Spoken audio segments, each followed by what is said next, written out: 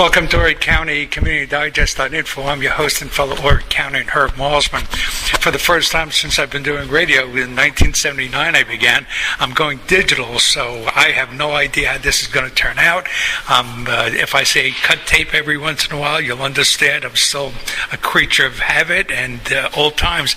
Our guests were sitting in the lobby of the Caravel Hotel on North Ocean Boulevard in Myrtle Beach here, and we are with James Bonecrusher Smith. Bonecrusher, we were planning on doing this. Actually, this interview is going to happen on Monday, Labor Day. But we're sitting over here right now. You're doing some work. We're going to talk about your wife in a moment. But we decided let's go with it and see what happens and see how it works out. James, what are you up to? What are you doing right now as I blabber on here? At the moment, I'm checking my emails, and, I'm a promoter. Fantasy Fight Night coming up. We're going to kick it off in Myrtle Beach real soon. We thought we had a date for September 11th, but we're going to move it back for about 30 days, give the older guys, the boxing legends, a chance to get all the medicals in. And even though it's fantasy, the South Carolina Boxing Commission is requiring medicals, and we keep telling them this is not real, it's fantasy. And September 11th was going to be I'm a little confused. September 11th was the original date. Now it's moving to October. Is that the event we're speaking about? Absolutely. The event was scheduled for September 11th at the Barefoot Resort, is Grand Conference Center. But now we're scrambling now for a venue, and I think we're going to have it at the North Myrtle Beach High School Gymnasium, and that's in Little River, South Carolina. Okay. I see a trophy over here, and I've been looking at this a golfing event coming up. What is your connection to this event? The Caravel. You mean the Caravel? Caravel, yeah. The Caravel. 2 years ago, Ken Thompson is an employee of the Caravel, and I won the Caravel Cup, and they still have the picture up there and the trophy and everything up there, and me and Kenny is up there, and hey man, I do my own golf tournament every year in Myrtle Beach, and these guys come support what I do, and I go support what they do. Okay. You put up a challenge to Mayor John Rhodes here for a fight. Was this going to be a knockdown brawler? What was the plan, and where does it stand right now? Well, and is he up to the challenge? Well, the initial thought was I was going to have my attorney come up, and who happened to be my ex-wife, and she's my corporate attorney, and I was going to let her make a presentation to the city council. And so I said, God had laid on my heart to not let her do it, for me to do it. And I sprinkled a little love on the city council. And at the end of the workshop, I said, well, my little presentation, I said, well, I came here asking for some money, but there's some businessmen in Myrtle Beach will pay good money to see me challenge the mayor, John Rose, into a contest, a fantasy fight. And I didn't even know the reporter. I should have known there was a reporter in there for the Sun News, and she wrote down everything I said, and the council said, well, here he is. They gave him up. So we're still waiting for him to agree. And if that's the case, it's going to be on or about September the 10th or 11th, 2011. And they gave him up, and they want to say him smacked around. What's the deal there? Well, I told him I wasn't going to hurt the mayor, because all he had to do is have the chiefs come get me and put bracelets on me. I don't even wear jewelry. I don't look good in bracelets.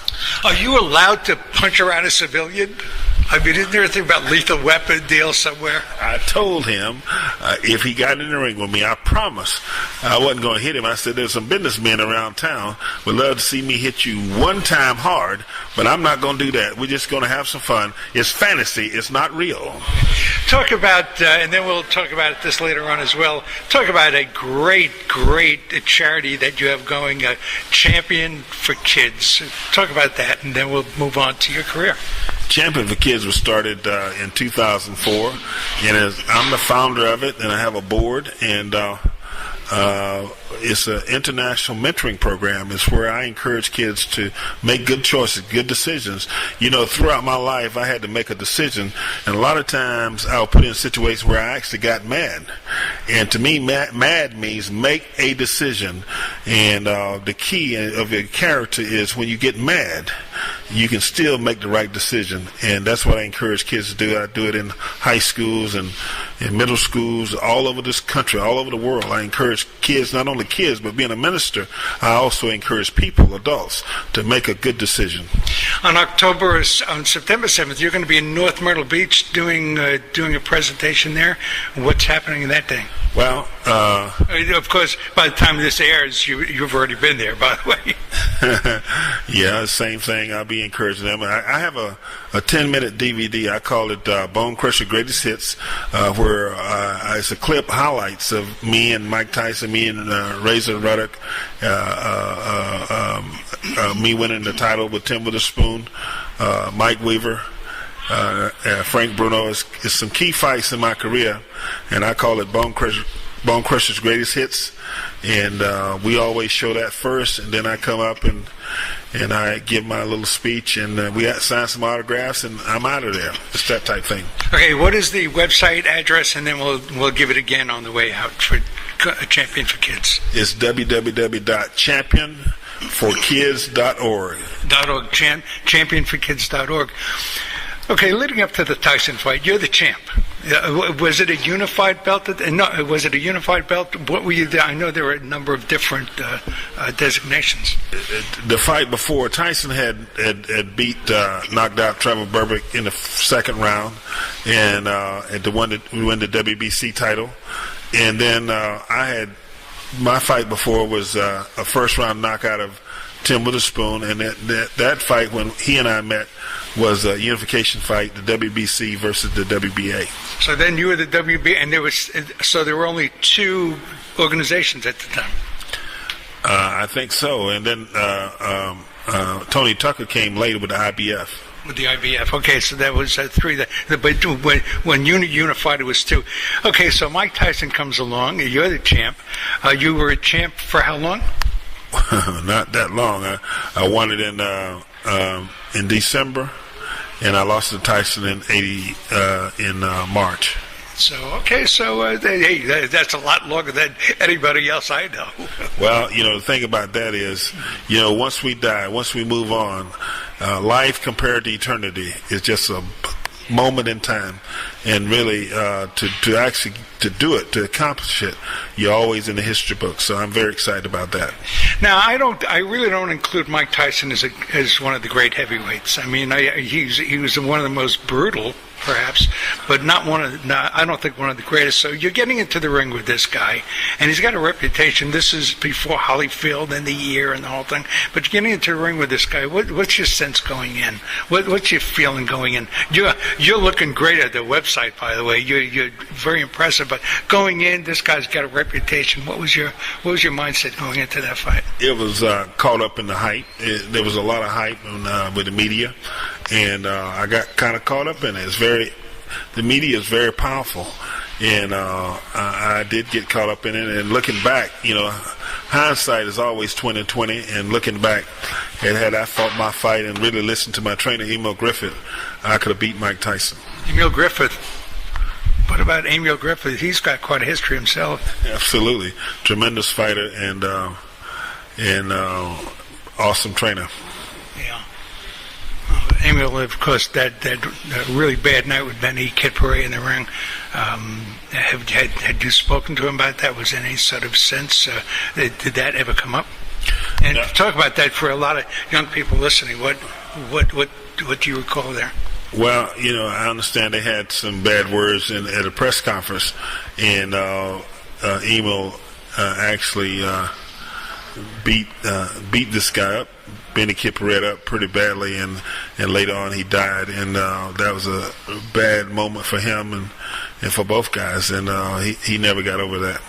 Okay, let's go on. And your ex-wife, very confusing. Your ex-wife is sitting here, but she's your ex-wife. You were married for how long? 25 years. And then you separated for a while. Did you separate and then come back together again in a different relationship? divorced for 5 years. And I texted her a couple months ago, and I told her we had a chance to work together on a project. And the project was, I'm scheduled to go into the World Boxing Hall of Fame in 2011. And not only that, I'm on the site selection committee for a museum. And being that I live in Myrtle Beach, I told her that we could work together and create a situation where our children and grandchildren would come to Myrtle Beach, and we would come to Myrtle Beach, and we could work together and put something together, the museum and different things together in Myrtle Beach. And I told her I was very excited about that, and she texted me back and said she was too. And I asked her to work with the Champion for Kids organization, and she's been the corporate attorney ever since. She's doing an excellent job, and she's sitting right over here.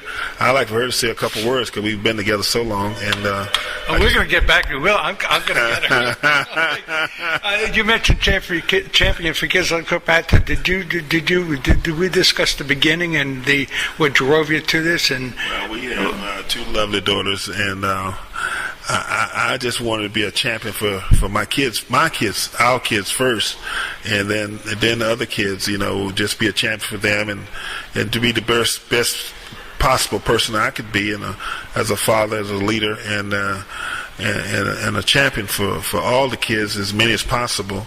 But at least, at first, be the champion for my own kids, and we're working on that. Still working. It's a process. And you're local here to Myrtle Beach. You're from South Carolina. You grew up in this area. Where did you grow up? We grew up in Magnolia, North Carolina, and we lived in the Fayetteville area for about 30 years, and now Reba lives in Durham, and I live down in Myrtle Beach. Now let's go back to the career for a moment. Was it hard work? How long were you a pro, and was it hard walking away from it? What was your sense walking away? A lot of boxers, Ali for one, I believe, if he had not fought Holmes, perhaps he might be feeling a little bit better today. I think I mentioned to you, I spent some time with him at Deer Lake before the Holmes fight, and he was pretty lucid. He was a very entertaining guy, Ali. And then after the fight, I guess that took it out of him. What's your sense there? I say that because you're unique in that you got out. Did you overstay your welcome, do you think, or did you after the Tyson fight? The point being, when is it time to go? Is it how hard is it to walk away from it? I think your body will tell you what time it is, and I think what happens is people refuse to listen to their body, to their spirit, listen to God. God will let us know what time it is, and a lot of times we don't want to hear it, but we must hear it, and we don't hear it, we asking for trouble. Well, do you recall getting the word? I got the word, and I said, "Adios, amigos." Do you remember when you got the word, or was it how long after the Tyson brawl did you get the word? And after that, talk about the fight itself. Was it how long after the word? How long after that fight did you get the word? A couple of hours. What happened there? Yeah. Yeah, I don't know exactly. That's been a long time. 23 years. That's a long time, man. You don't recall when I got the word? I don't know exactly when I got the word. Right. How long did the fight last with Tyson? I'm the first guy to take Mike Tyson 12 rounds, and I like to tell people when he was a fighter and not a biter. So you went 12 rounds with this guy? Yes, sir. Did he put you down at all? No. Did you put him down? No. I hit him with some hard shots, and he hit me with some hard shots, and it was just 2 young, strong guys, and I was a few years older than him, but I was able to hang in there with him for 12 rounds. You went 12 rounds, and I guess, and again, I was telling you about the Boom Boom Mancini fight where he killed the Korean boxer. He died a couple of days later. Did you recall that fight, and was that about the end of the 15-round championship bout? Is that about when it ended? Yeah, I think Dooku Kim should have never been in that fight with Ray Mancini, and it was just an overmatch and mismatch, and that's what happens sometimes. You gotta, in going back to the Ali Holmes fight, Ali was at the end of his career, and Larry Holmes in the beginning of his career, and he just got beat up, and that fight should have never happened. The Mancini fight, as I recall, and I saw the fight every second of it. His challenger kept on getting up and throwing punches. I mean, there was no give up on this guy, and it should have been stopped. That the referee didn't see that was because the guy spent a lot of time outside the ring. He got knocked through the ropes a couple of times and got back in at least once, as I recall. There was no he still had fight in him at the end. Yeah, fighters a lot of times they have a lot of bravado, and they're trained to just fight, and that's what the kid did. Had a lot of moxie about him, and didn't want to give up. But sometimes you got to use your brain. We were talking about pound for pound, the best pound for pound fighters you ever saw, and I think who did you mention? I mentioned Ray Robinson and Sugar Ray Robinson. I didn't really get to see that many of his fights, but and I've talked to people from time to time, and his name always is mentioned as the best pound for pound. Yeah. And I mentioned Alexis Arguello. I'm sure you've seen his fights. Actually, Alexis had. I think I did a fight down in Fayetteville. Alexis, we've been in several situations together, and he was a tremendous fighter. I love that fight with him and the kid from Ohio. What's his name? Aaron Pryor. That was the one he got bounced around pretty good, and he lost that. I think they had a rematch too. Yeah, two very good fights. Yeah. Yeah. And but Alexis Arguello was the kind of guy that if he was in against the fighter, he fought. If he was in against the boxer, he boxed, and boy, he could hit you hard. This guy was a hard hitter. Set you up with a lot of good shots. The setup guy. Yeah. Tommy Hearns was another one, a great hitter, a one shot. I mean, you'd see the guy in the same frame on TV, and he'd get him with a 6-incher, and the guy's head would disappear. So Hitman was a pretty good hitter too. I was in England with Sugar Ray Leonard 2 or 3 years ago, and I asked him who was his toughest fight, and I thought he was going to say Marvin Hagler, but he said Tommy Hearns. He said Tommy Hearns was tall and strong and could box, and he just had a lot of problems with it. He said he had to dig down real deep to beat him. I think they had a 4-rounder or a 5-rounder. It was one of the most ferocious things I've ever seen. I mean, shot for shot, it was a very short fight, but very violent. That was actually Hagler and Hearns. Oh, was it Hagler and Hearns? I'm sorry. And Ray Leonard and Hearns actually went 15 rounds, and that was controversial. Yeah. I'm a little confused there. So it was Hagler Hearns. Yeah, that was the 3 rounds. But it was some tough fights, and both of those guys got hurt. Hagler, I think, pulled that one out. I'm going to the Sugar Ray Leonard fight against Hands of Stone. What was his name? Roberto Duran. He lost the first fight to Duran. The second fight, Sugar Ray Charles did America in the ring, before the fight, and that turned on Leonard, and he always kind of, that kind of turned him on, and he kind of gave credit to Ray Charles for inspiring him in that fight. Do you recall the fight? I remember the No Mas. Yeah. I was in England about a month ago, and I flew back from England with Roberto Duran, and he does quite a bit of work in this community and different around the world now. Yeah. You talked about a moment you had. We weren't going to be doing this at all, and I hope there's a micro here for my coffee someplace. You talked about your relationship, something with Don King. Talk about that. Yeah, I don't like to get that on tape too much. Oh, Don won't mind. Yeah, well, Don promoted a few of my fights, and actually we were in battle in a lawsuit, and I got a call from him, and he said we had that title fight. I said, when? He said, next week. So given a 7-day notice to prepare, and but God had given me a 23-year notice to start running and prepare, and I didn't know what I was preparing for, but I stepped up and showed out, first round knockout of Terrible Tim Witherspoon on HBO and Madison Square Garden to become the heavyweight champion of the world. And that was on 7-day notice. On a 7-day notice. You knocked out Witherspoon for the championship. In the first round. And he thought it was going to go a different way? I don't know. But most guys do. Okay, let's go over to Bonecrusher. Let's talk Bonecrusher a little bit. How'd you end up with the name Bonecrusher, and can you actually crush bones in a ring?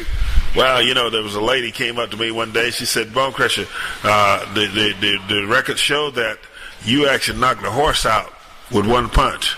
She said, is that true? I said, I don't know, but if that's the way the story was told, it's my story, and I'm sticking with it.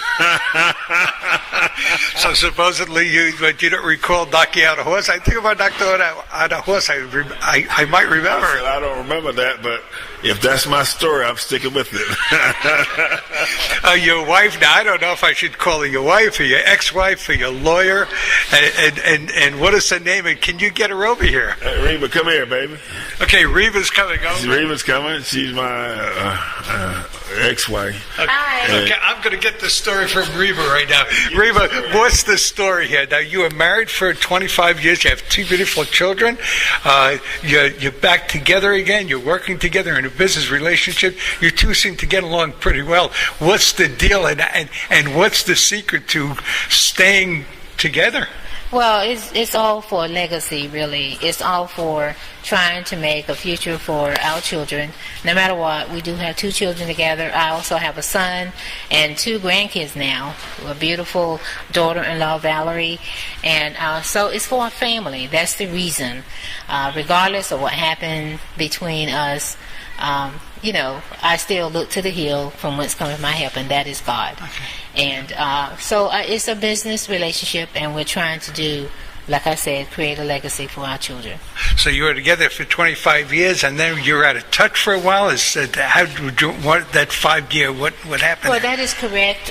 We separated September 19th of 2005, and were divorced in June of 2007. Yeah, because we've been divorced 3 years now, and he's correct. He called me up and said he had an idea, and it sounded good to me. And I said, well, okay, for the sake of our children, yeah, I'd be glad to do what I'm able to do. Was that the first time you heard from him? James, I hate to be a champ. I hate to be doing this to you. Is that the first time you'd heard from him in a couple of years? That kind of call you? Well, I don't think that was the first time, because you have 2 children. You that relationship maintained. Well, yeah, through the children, we probably kept in touch every now and then. And of course, our baby, graduated in May, and he came to the graduation. So off and on, we were at least able to say hello to each other. And you're here right now. Again, we're at the Caravel. We're sitting in the lobby of the Caravel Hotel on North Ocean Boulevard here in Myrtle Beach. I guess 68th Avenue or 60-something Avenue. You two are together here. What's happening today? Your 2 children here, your 2 daughters are here, so you're here on business today. Yeah, that is correct. And again, a business relationship working toward the ventures that he had mentioned, and it is a Labor Day weekend, and our daughters were able to secure coverage for their jobs, and we decided to make it a family getaway. How was it being married to a prize fighter? What was the deal there? Did you, comes home with the wounds and all that, and if you won or lost, what was it like being married to a champion? Well, certainly, there was the publicity of it, I guess you call it paparazzi or whatever, but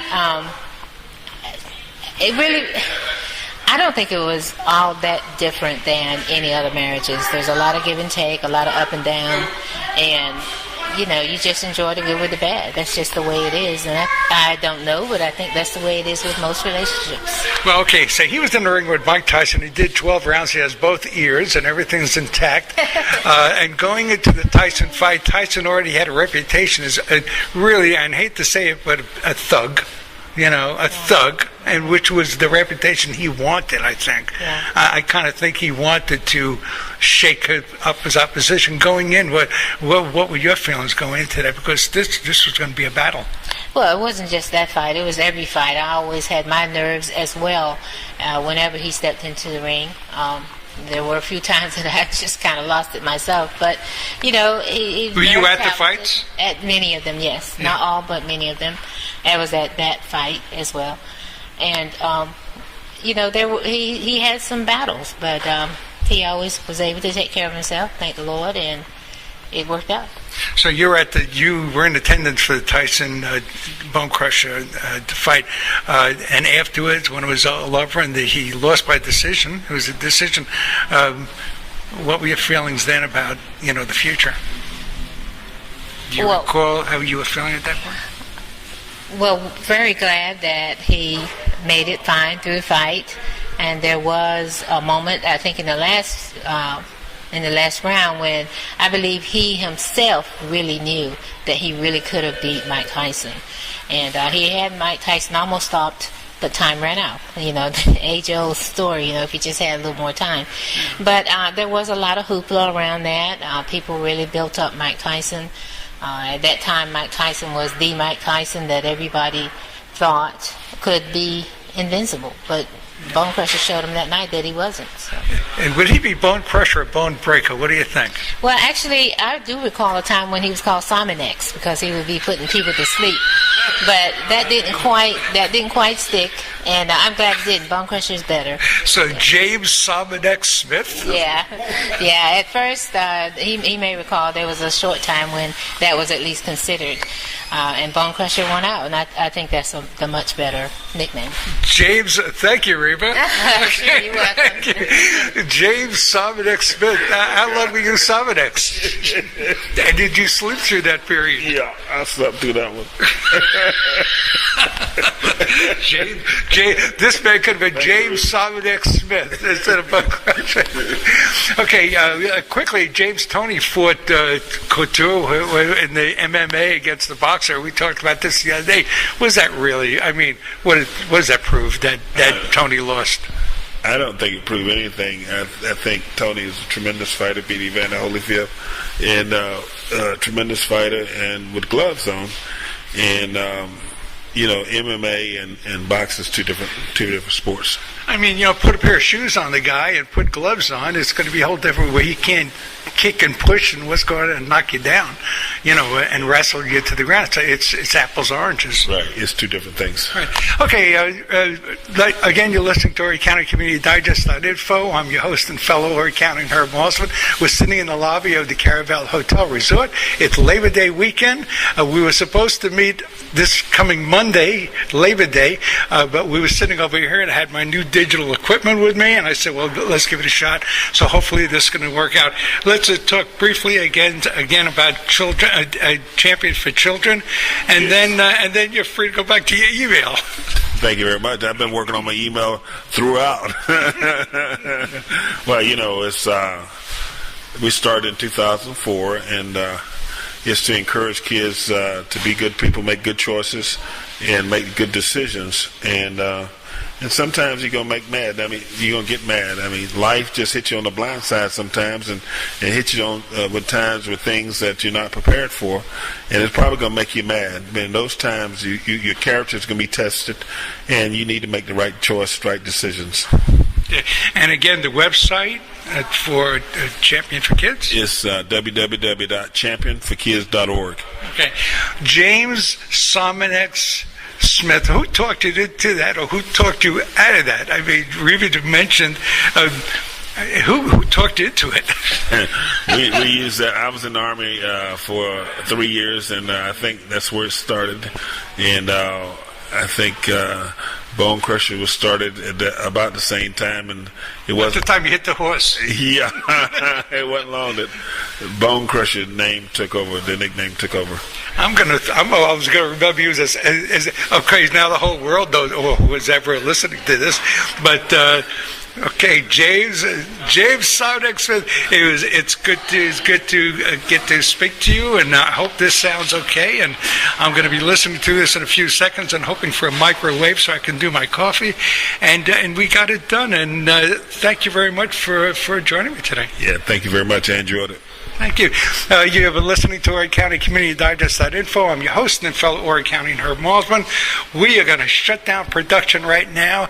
I'm going to listen to this thing and see what we got, and hopefully you're going to be hearing this particular piece, not a redo, sometime in the very well as you're listening to it now. Thanks for tuning in. Bye bye.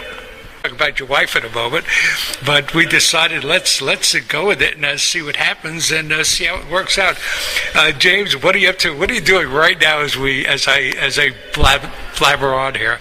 At the moment, I'm checking my emails, and I'm a promoter. Fantasy Fight Night coming up. We're going to kick it off in Myrtle Beach real soon. We thought we had a date for September 11th, but we're going to move it back for about 30 days. Give the older guys, the boxing legends, a chance to get all the medicals in. And even though it's fantasy, the South Carolina Boxing Commission is requiring medicals, and we keep telling them this is not real, it's fantasy. And September 11th was going to be Welcome to Horry County Community Digest.info. I'm your host and fellow Horry County and Herb Malsman. For the first time since I've been doing radio, in 1979 I began. I'm going digital, so I have no idea how this is going to turn out. If I say cut tape every once in a while, you'll understand I'm still a creature of habit and old times. Our guests were sitting in the lobby of the Caravel Hotel on North Ocean Boulevard in Myrtle Beach here, and we are with James Bonecrusher Smith.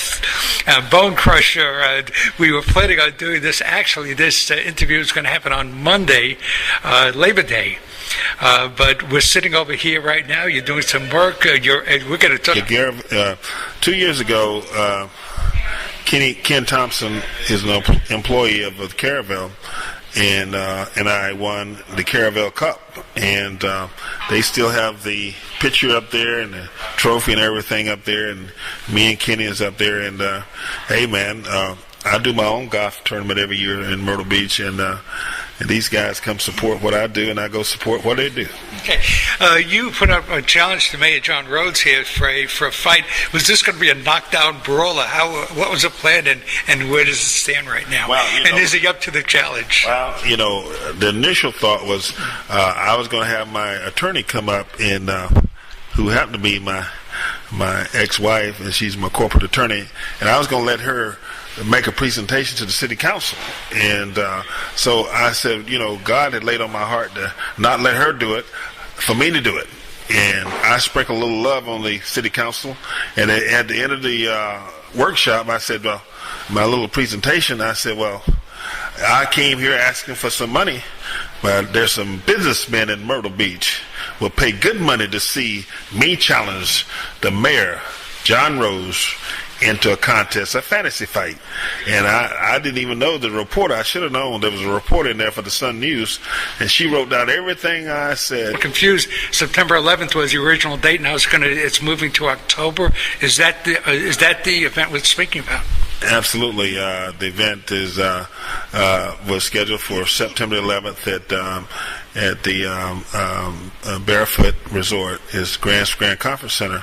But now we're scrambling now for a venue, and I think we're going to have it at the North Myrtle Beach High School Gymnasium, and that's in Little River, South Carolina. Okay. I see a trophy over here, and I've been looking at this a golfing event coming up. What is your connection to this event? The Caravel. You mean the Caravel? Caravel.